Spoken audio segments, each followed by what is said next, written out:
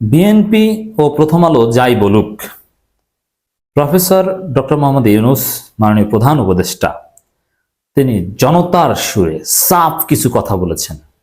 সেই কথাগুলোর তাৎপর্য আমাদের কাছে অনেক আকাশচুম্বী তাৎপর্য। দর্শক,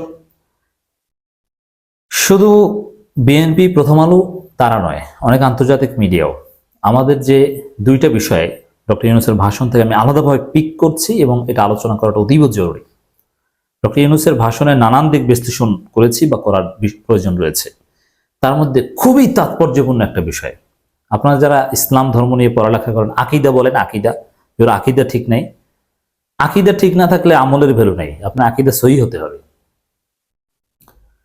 এখন ডক্টর ইউনূস সরকার আকিদা যদি ঠিক না থাকে তাহলে জনগণের আশা আকাঙ্ক্ষা তারা পূরণ করতে পারবে না, তাদের আকিদা সহি থাকতে হবে। অতএব আকিদা ইজ ভেরি ইম্পর্টেন্ট। তো দর্শক, আকিদা সহি থাকতে হবে, দিস ইজ সিগনিফিকেন্ট। ডক্টর ইউনূসের আকিদা সহি, তিনি সেই প্রমাণ দিয়েছেন। ডক্টর ইউনূস যে ভাষণ দিয়েছেন সরকারের 100 দিন পূর্তি উপলক্ষে, সেখানে 1971-এর চাইতেও 2024-এর আমাদের গণবিপ্লবকে গুরুত্বের সাথে উপস্থাপন করেছেন। 24-এর আহত নিহতদের আরো বেশি সময় নিয়ে স্মরণ করেছেন। এর মানে দেখেন, বিএনপি কিংবা প্রথম আলো এরা কেউ আমাদের এই 24-এর গণবিপ্লবকে বিপ্লবও বলে না, দ্বিতীয় স্বাধীনতাও বলে না, বরং বিএনপি সরাসরি অপোজ করেছে দ্বিতীয় স্বাধীনতা বলা যাবে না। দ্বিতীয় স্বাধীনতা কি?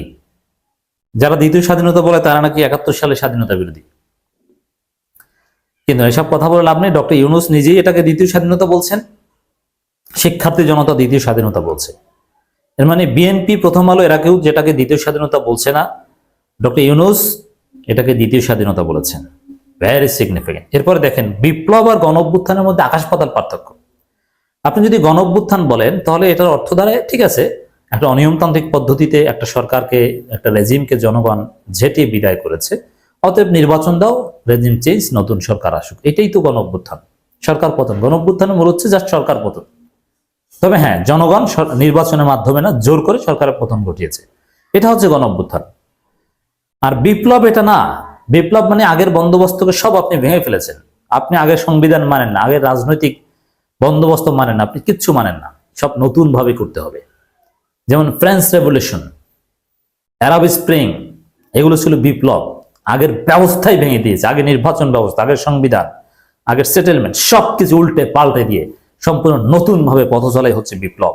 আমরা সেটাই চাই, নতুন ভাবে পথ চলতে চাই। আমরা সেকেন্ড রিপাবলিক চাই, আমরা নতুন সংবিধান চাই, আমরা নতুন পলিটিক্যাল সেটেলমেন্ট চাই। আমরা 72 সংবিধান, আগের সেটেলমেন্টে বিশ্বাস করি না।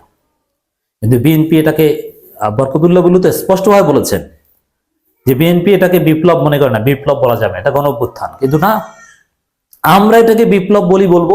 ইটস ট্রুলি বিপ্লব। বিপ্লব অনুষ্ঠিত হয়েছে এবং প্রথম আলো এরা তো বিপ্লব বলতে রাজি নয়। ডক্টর ইউনূস নিজে এটাকে বিপ্লব বলেছেন কয়েকবার, বিপ্লব বিপ্লব বিপ্লব এভাবে ডক্টর ইউনূস নিজে বলেছেন। উই স্যালুট ডক্টর ইউনূস আমাদের 24-এর ঘটনাকে বিপ্লব বলার জন্য।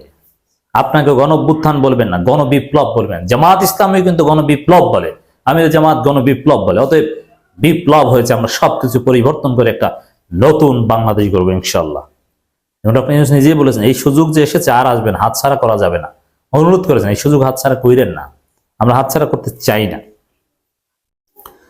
এই বিপ্লব, দ্বিতীয় স্বাধীনতা, এই দুই বিষয়ে প্রথম আলো, বিএনপি বা ভারতের গ্রাসে যারা পড়েছে, খপ করে যারা পড়েছে, তাদের সাথে ডক্টর ইউনূসের পার্থক্যটা আশা করি বুঝাতে পেরেছি। এবং আর একটা বিষয় হচ্ছে আহতদের সংখ্যা নিয়ে, নিহতদের সংখ্যা নিয়ে। প্রথম আলো যদি আপনি পড়েন 750 বা এরকম নিহত হয়েছে, এইটা প্রথম আলো লেখে, ডেইলি স্টারও সেম। কিন্তু আমরা কি বলি 1500, 2000। ডক্টর ইউনূস প্রথম আলোর এই বয়ান মানেন না, তিনিও কিন্তু 1500-2000 বলেন। দেখেন, প্রতিটি হত্যার বিচার করব, শেখ হাসিনাকে ফেরত চাইব, ডক্টর ইউনূস এই কথা বলেছেন। এই শিরোনামে একটা রিপোর্ট করেছে, আমি জাস্ট একটা দিকে আলোচনা করব। প্রতিটি স্বৈরাচার শেখ হাসিনা ভারত থেকে ফেরত চাওয়া হবে বলে জানিয়েছেন অন্তর্বর্তী সরকারের প্রধান উপদেষ্টা অধ্যাপক ডক্টর মোহাম্মদ। হ্যাঁ, এটা ঠিক, ভারতের কাছে ফেরত চাইতে হবে। ইন্টারপোল দিয়ে কোনো কাজ হবে না। আমাদের সরকার প্রতিটি মৃত্যুর তথ্য অত্যন্ত যত্নের সাথে জোগাড় করেছেন। এই বিপ্লবে আহত হয়েছেন 19,931। এবং ১,৫০০ ছাত্র শ্রমিক জনতা শহীদ মৃত্যু হয়, শহীদী মৃত্যু হয়। এর মানে ১,৫০০ এবং বিপ্লব চলাকালে, গণঅভ্যুত্থান চলাকালে কিন্তু বলছি না, বিপ্লব চলাকালে প্রায় ১,৫০০ ছাত্র শ্রমিক জনতা শহীদ মৃত্যু হয়। কিন্তু প্রথম আলো কি বলছে? ৭৫০, আর ডক্টর ইউনূস বলছে ৭৫০ চাইতে ডাবল, ১,৫০০ ছাত্র জনতা। যদি সংখ্যাটা ২,০০০ হতে পারে, কিন্তু ১,৫০০ কমপক্ষে আপনাকে বলতে হবে। আপনি ৭৫০ বললে আমাদের বিপ্লবকে হালকা করা হয়, আমাদের রক্তকে অর্ধেক করে দেওয়া হয়, কিন্তু বাস্তবতা অনেক বেশি। আপনাকে ১,৫০০ বলতে হবে, কিন্তু প্রথম আলো ১,৫০০ বলছে না। তাদের কাছে প্রাপ্ত তথ্য বা একেবারে অফিসিয়াল তথ্যের বাইরে তারা কিছু বলছে না। কিন্তু দেখেন, এখানে ৭৫০ অফিসিয়াল একটা যুক্তি আছে তাদের কাছে, এটা নিয়ে পড়ে আছে।